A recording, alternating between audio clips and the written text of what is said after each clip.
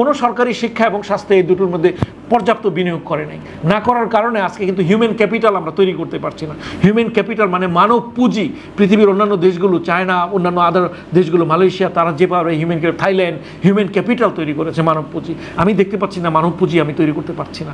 দেখেন, একজন সাধারণ নাগরিক হিসাবে একইভাবে আমি একজন একাডেমিক, আমি একজন বিশ্ববিদ্যালয়ের শিক্ষকতা করি, কিন্তু আমার ব্যক্তিগত মতাদর্শ যাই থাকুক না কেন, আমাকে কিন্তু দেশের কথাটা আমাকে চিন্তা করতে হবে প্রথম কথা। তো আমি মনে করি এই অভ্যুত্থানের পিছনে কিন্তু বাংলাদেশের সকল শ্রেণীর মানুষের অংশগ্রহণ ছিল। যদিও যুবরা নেতৃত্ব দিয়েছে, কিন্তু শিক্ষার্থীরা নেতৃত্ব দিয়েছে, কিন্তু সকল মানুষের অংশগ্রহণ ছিল। তাহলে যখন এই বিপ্লবটা সফল হলো বা অভ্যুত্থান পরবর্তীতে মানুষের প্রত্যাশা ছিল যা, সেই প্রত্যাশাটা কি ফুলফিল করছে কিনা এ নিয়ে কিন্তু আসলে প্রশ্ন রয়েছে। এবং আমিও ব্যক্তিগতভাবে মনে করি যে আমার যে প্রত্যাশার জায়গাটা ছিল সেই প্রত্যাশাটা আমি মনে করি না যে আমি যথাযথভাবে এখন পর্যন্ত সংস্কার করা গেছে। আমি যেহেতু শিক্ষা নিয়ে কাজ করি, শিক্ষার সাথে আমি যুক্ত, আমি দেখতে পেয়েছি যে শিক্ষা নিয়ে সংস্কার যে করা দরকার এর জন্য জোরালো কোনো দাবি আসেনি, এবং সরকার থেকেও শিক্ষা নিয়ে সংস্কার নিয়ে তেমন কোনো ভাবনা চিন্তা কিন্তু আসে নাই। সেটা উচ্চ শিক্ষা হতে পারতো, মাধ্যমিক হতে পারতো, প্রাথমিক শিক্ষা হতে পারতো।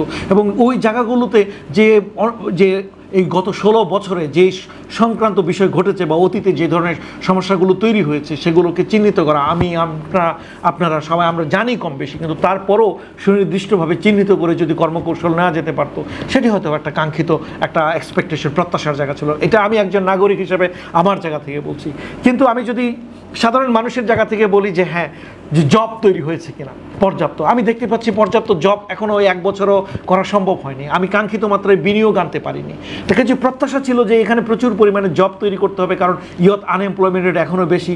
আমি দেখতে পেয়েছি পোভার্টি রেট 10% বেড়ে গেছে, অর্থাৎ 1 বছরে আমার যে দারিদ্র্যের হার ছিল সেটা বেড়ে এখন আরও 10% বেড়ে গেছে। তাহলে এই যে দারিদ্র্যের হার যে বেড়ে গেল, আমার তো দারিদ্র্যের হার তো বাড়ার কথা ছিল না, তো কমানোর কথা ছিল। হ্যাঁ, আমি বুঝি যে বর্তমান সরকার তাদের একটা এজেন্ডার মধ্য দিয়ে তারা সুনির্দিষ্ট সময়, অল্প সময়ের মধ্যে তারা কাজ করছে, কিন্তু তাদের এই কাজের মধ্য দিয়েও আমার মনে হয় যে কিছু কিছু জায়গা যেখানে অগ্রাধিকার দেওয়া দরকার ছিল সেই জায়গাগুলো হয়তো বা যথাযথ অগ্রাধিকারটা আসেনি। তো সেক্ষেত্রে আমার মনে হয় যে সাধারণ জনমানুষের যে কাছে যদি যান, সংস্কার তো একটা সামগ্রিক প্রক্রিয়া, এটা তো মানে হঠাৎ করে সকল ক্ষেত্রে ঘটে যাবে না, বাট শুরু হতে হবে প্রত্যেকটা ক্ষেত্রে।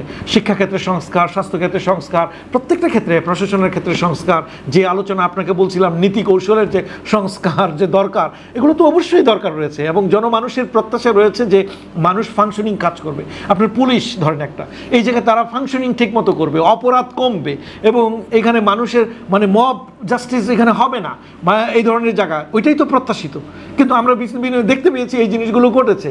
আমরা দেখতে পেয়েছি দুর্নীতির মতো কাজের মধ্যে যুক্ত হয়ে গেছে। যারা বিপ্লবের সাথে যুক্ত ছিল ভেবেছিলাম যে তারা এই ধরনের কর্মকাণ্ডে যুক্ত হবে না, কিন্তু দেখতে পেয়েছি যে এই ধরনের কর্মকাণ্ডে যুক্ত হচ্ছে। রাজনৈতিক দল যাদের উপরে প্রত্যাশা ছিল যে তারা তাদের নিজেদের মধ্যে নিজেদেরকে সংশোধনের মধ্যে রাখবে, তারা যখন দেখতে পাই যে জবরদখল এই ধরনের বিষয়ে যুক্ত হয়ে যায় কেউ বা এই ধরনের অভিযোগ যখন আমরা পত্রপত্রিকায় দেখি, সেটি তো আমাদের কাঙ্ক্ষিত ছিল না।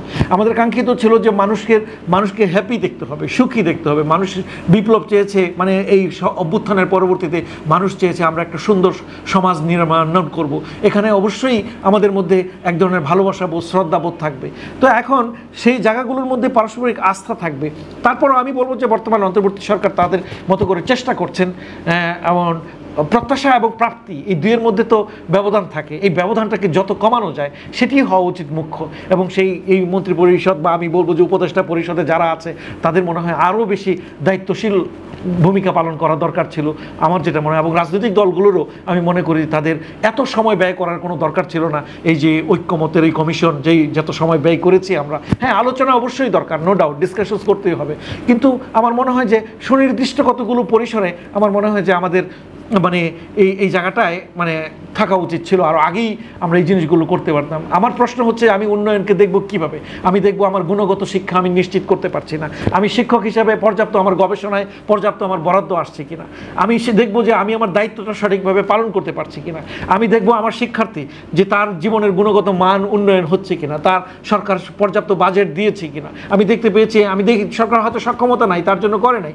শিক্ষা এবং স্বাস্থ্য এই দুটো খাতে সবচেয়ে কম বিনিয়োগ হয়েছে এখন পর্যন্ত। এই সরকারের কাছেও প্রত্যাশা ছিল সবচেয়ে বেশি বিনিয়োগ করবে, কিন্তু আমি বাস্তবে দেখতে পেয়েছি যে না, অ্যাটলিস্ট বিনিয়োগ যে নাও করে সেটা যে অগ্রাধিকার দিয়েছি, গুরুত্ব দিচ্ছি, সেটা আমার কাছে কাঙ্ক্ষিত ছিল, সেটা তো আমি দেখতে পাইনি। এটা আমি বলেছি যে আমার জায়গা থেকে আপনি দেখেন যে খাতভিত্তিক যে কোনো সরকারি শিক্ষা এবং স্বাস্থ্য এই দুটোর মধ্যে পর্যাপ্ত বিনিয়োগ করে নাই।